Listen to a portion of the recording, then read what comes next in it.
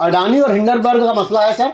और हिंडनबर्ग को लेकर के, उसके रिसर्च को लेकर के, उस पर जांच करने के लिए एक विशाल तिवारी हैं, जिन्होंने सुप्रीम कोर्ट में याचिका दायर की है कल, जिसकी सुनवाई कल होनी है, शुक्रवार के दिन में होनी है।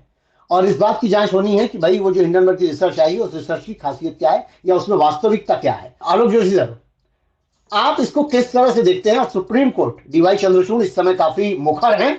आपको क्या लगता है कि इसमें क्या निकलने वाला है, या क्या निकल सकता है? पहले तो देखिए, जो बात आप कह रहे हैं वो साफ होनी चाहिए दर्शकों के सामने कि हिंडनबर्ग रिसर्च, नाम तो उसका हिंडनबर्ग रिसर्च है ऐसे, और जब आप सामान्य आदमी सुनता है तो उसको लगता है कि कोई रिसर्च एजेंसी है जैसे, और जिसका काम बड़ा अंतर्राष्ट्रीय स्तर पे जानकारी देना है। लेकिन वो, वहाँ एक प्रजाति है अमेरिका में जिसको एक्टिविस्ट शॉर्ट सेलर कहा जाता है। अब एक्टिविस्ट का अर्थ जो हमारे यहाँ होता है या बाकी जगह भी, एक्टिविस्ट का अर्थ आमतौर पर समाज में काम करने वाले लोग समाजकर्मी होते हैं, राजनीतिक एक्टिविस्ट होते हैं, वो भी नहीं है। तो एक्टिविस्ट और शॉर्ट सेलर एक साथ जोड़ के कैसे चलता है? शॉर्ट सेलिंग होती है वो शेयर बेच देना जो आपके पास नहीं है। इनको मंदड़िया कारोबारी कहा जाता है भारत में सामान्य भाषा में, कि आपको उम्मीद है कि इस कंपनी का शेयर गिरने वाला है, आपने उस कंपनी का शेयर बेच दिया, और बेचने के बाद जब दाम गिर गया बाजार में, तो आपने कम दाम पे खरीद कर दूसरे को पकड़ा दिए, जो खरीदार जिसको आपने ऊंचे भाव पे बेचे थे। और ये सौदे आमतौर पे फ्यूचर में होते हैं, यानी कि भविष्य में होते हैं, कि अगले अब से 15 दिन बाद मैं आपको ये शेयर इस भाव पे बेचूंगा, उस दिन मैं आपको शेयर दूंगा, आप मुझे पैसा देंगे। ये करार हमारे बीच हो गया, और मुझे पूरा यकीन है कि दाम गिरने वाला है। यहां तक तो हुआ शॉर्ट सेलर। अब एक्टिविस्ट शॉर्ट सेलर कैसे होगा?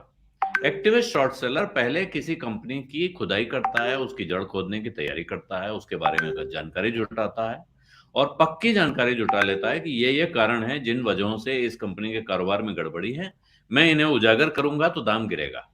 अब वो शेयर बेचने का काम कर लिया उसने। इसके बाद उसने वो जानकारी उजागर की, जैसे ही वो जनता के सामने आई तो बाजार में शेयर गिरने शुरू हुए, और इसके बाद वो अपना सौदा पटाएगा, यानी कि पैसा कमा लेगा। तो ये एक्टिविस्ट शॉर्ट सेलर हिंडनबर्ग अकेला नहीं है, ऐसी एक प्रजाति है अमेरिका में, और वहां ये काम लीगल है, वहां ये काम गैर कानूनी नहीं है। भारत में भी शॉर्ट सेलिंग गैर कानूनी नहीं है। इस लिहाज से जब वो कहते हैं कि जो एक शर्मा जी हैं जो हर चीज पे पीआईएल डालते हैं सुप्रीम कोर्ट में, और दूसरे विशाल एमएल तिवारी शर्मा हैं। जी। हाँ, एमएल शर्मा जी के बाद विशाल तिवारी की भी पीआईएल आ गई है। तो ये कह रहे हैं कि ये भारत के शेयर बाजार को नुकसान पहुंचाने का डिजाइन था हिंडनबर्ग ने जो किया है, और इसकी जांच और इसके खिलाफ कार्रवाई होनी चाहिए। अब ये था या नहीं था? पहला, सुप्रीम कोर्ट क्या ये मानेगा कि हम अमेरिका की एक एजेंसी को नोटिस भेजें और बुलाएं और उनसे पूछें कि तुमने क्या किया? वो अपनी रिपोर्ट, जो उन्होंने 106 पन्ने की रिपोर्ट लिखी है, उसके पहले पेज पे उन्होंने साफ साफ लिखा है कि हमारी अडानी के में शॉर्ट पोजीशंस हैं, यानी कि हमने इसमें बिकवाली कर ली है। अडानी के शेयर वो भारत में आके बेच नहीं सकते थे, ये ध्यान रखिएगा। कोई इंस्टीट्यूशंस के लिए भारत में शॉर्ट सेलिंग करना, विदेशी इंस्टीट्यूशंस के लिए बहुत मुश्किल है। तो उन्होंने क्या किया है, उन्होंने अडानी के बॉन्ड्स यानी कर्ज जो है इनका, वो अमेरिका में ट्रेड होते हैं। उनका कहना है, एक, हमने अडानी के बॉन्ड्स में शॉर्ट पोजीशन बनाई है, दूसरा डेरिवेटिव इंस्ट्रूमेंट्स में बनाई है जो भारत में ट्रेड नहीं होते हैं। यानी कि इनका सारा कारोबार जो इन्होंने किया है वो वहां विदेश में किया है, भारत में कतई नहीं किया है। इससे तरह तरह के शंकाएं आपको हिंडनबर्ग के बारे में खड़ी हो सकती हैं कि साहब हिंडनबर्ग तो अपनी कमाई के लिए कर रहा है, इसकी बात पे हम क्यों भरोसा करें, हम क्यों सुने, हमारे यहाँ के इतने बड़े सेठ जी हैं, इनके बारे में ये अफवाहें फैला रहा है। जैसा विशाल तिवारी कह रहे हैं कि हमारे आपके सिस्टम को नुकसान पहुंचाने की कोशिश कर रहा है। तो आप एक तरीका ये है देखने का। दूसरा तरीका ये है कि हिंडनबर्ग कौन है और क्या है ये अलग रख दीजिए। अब ये बताइए कि हिंडनबर्ग ने जो इल्जाम लगाए हैं वो इल्जाम सही हैं या गलत हैं? तो अब प्रश्न है कि सुप्रीम कोर्ट विशाल तिवारी जितना मांग रहे हैं उतना देता है, या उससे आगे कि आपको उम्मीद से दोगुना दे देता है। यानी वो कहता है कि ठीक है, हिंडनबर्ग की रिपोर्ट में जो कुछ कहा गया है आप इस सब की जांच करा लीजिए। कहीं ऐसा हुआ, और ये हिंडनबर्ग का भी कहना है, उन्होंने चुनौती दी जब अडानी समूह ने कहा कि हम कानूनी रास्ते देख रहे हैं, तो हिंडनबर्ग ने कहा कि हाँ, बड़ी खुशी से देखिए, और हम आपको आमंत्रित करते हैं कि आप अमेरिका में आकर हम पर मुकदमा करें, क्योंकि हम तो अमेरिका में काम करते हैं। अगर आप अमेरिका में आकर हम पर मुकदमा करेंगे तो फिर हमें मौका मिलेगा कि हम डिस्कवरी प्रोसेस में आपसे दस्तावेज मांगे।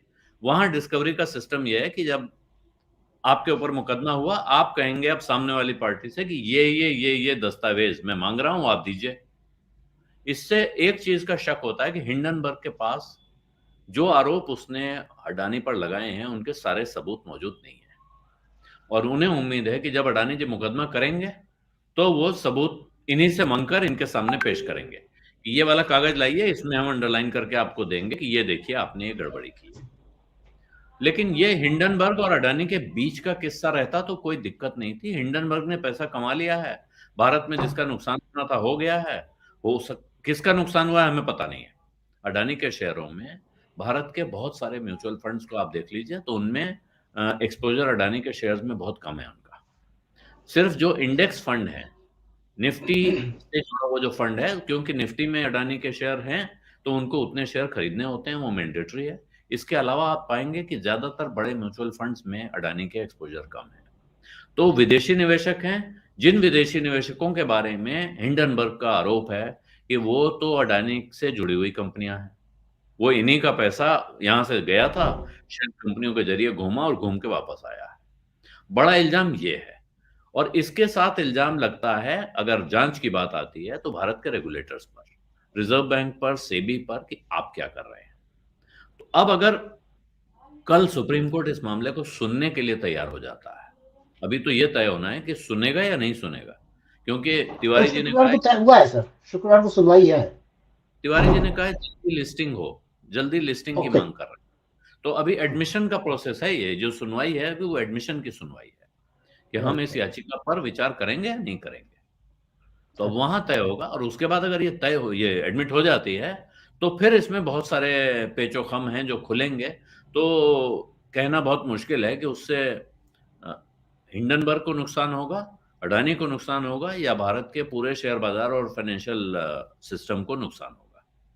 फायदा किसका होगा ये कहना बड़ा मुश्किल है अभी। आप हमसे जुड़े रहने के लिए सब्सक्राइब करें YouTube पर, फॉलो करें Twitter पर और लाइक करें Facebook पर।